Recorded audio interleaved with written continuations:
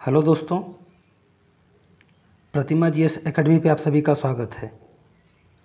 दोस्तों, आज का प्रश्न है स्वयं सहायता समूह भारतीय ग्रामीण विकास में किस तरह सहायक सिद्ध हो रहा है। आप लोग लाइक करें, शेयर करें और जिन दोस्तों ने अभी तक हमारे चैनल को सब्सक्राइब नहीं किया वो सब्सक्राइब कर लें। दोस्तों, यहाँ पे स्वयं सहायता समूह के बारे में, सेल्फ हेल्प ग्रुप के बारे में बात किया गया है और ग्रामीण विकास के बारे में। दोनों एक दूसरे से किस तरह से जुड़े हुए हैं उस पर हमें चर्चा करनी है। स्वयं सहायता समूह कुछ व्यक्तियों का स्वैच्छिक संगठन होता है जो संगठित होकर के साझे उद्देश्यों की पूर्ति हेतु प्रयास करते हैं। भारत की आत्मा गांव में निवास करती है। आज भी लगभग 68% जनसंख्या गांव में निवास करती है या ग्रामीण पृष्ठभूमि से संबंधित है। ऐसी स्थिति में स्वयं सहायता समूह ग्रामीण विकास के केंद्र बिंदु बन सकते हैं। ग्रामीण समस्याएं क्या क्या हैं? गरीबी रेखा से नीचे जीवन यापन करना, निरक्षरता एवं सरकारी परियोजनाओं से अनभिज्ञ होना, कृषि पर पूर्ण निर्भरता होना, वित्तीय प्रबंधन एवं बचत जैसी गतिविधियों का अभाव होना, जीवन जीने की मूलभूत आवश्यकताओं का अभाव होना और प्रच्छन्न बेरोजगारी यानी छिपी बेरोजगारी होना। तो ये क्या है? ये गांव में बेसिक समस्याएं जो हैं ये वहाँ की स्थिति को बदतर बना देती हैं।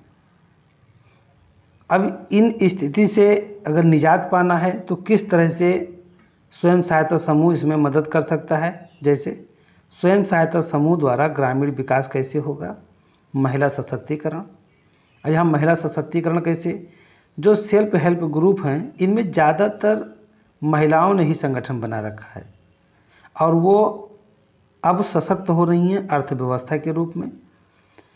कहा जाता है यदि अर्थव्यवस्था के रूप में इनके पास स्थिति मजबूत होगी तो परचेजिंग पावर बढ़ेगा और इससे ग्रामीण विकास होगा।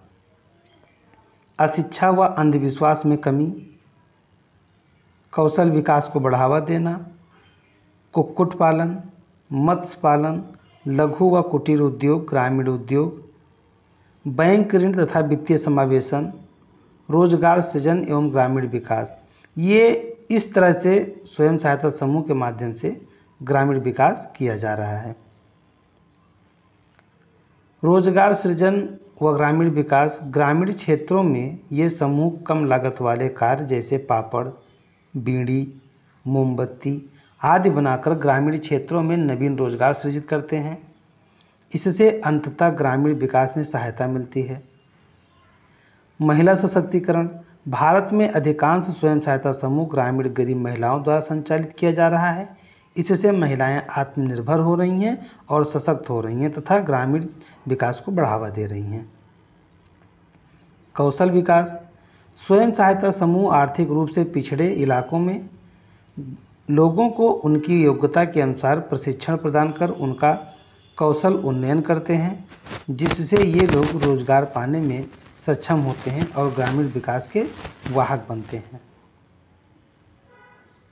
ऋण, विभिन्न बैंकों द्वारा महिला स्वयं सहायता समूह को उनकी परियोजना लागत पर 90% तक ऋण प्रदान करते हैं 90% तक ऋण प्रदान करते हैं।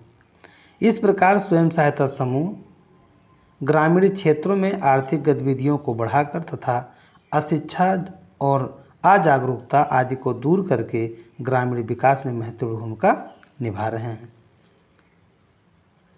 धन्यवाद। जय हिंद, जय भारत। आगे ये न्यायपालिका से संबंधित कुछ चर्चा था, तो यहाँ पे हमारा प्रश्न समाप्त हो जाता है।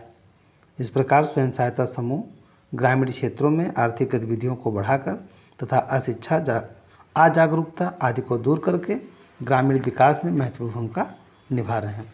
यहाँ पे ध्यान रखिएगा, यदि जो प्रश्न रहा है उसके हिसाब से तो मैंने आपको उत्तर बता दिया है।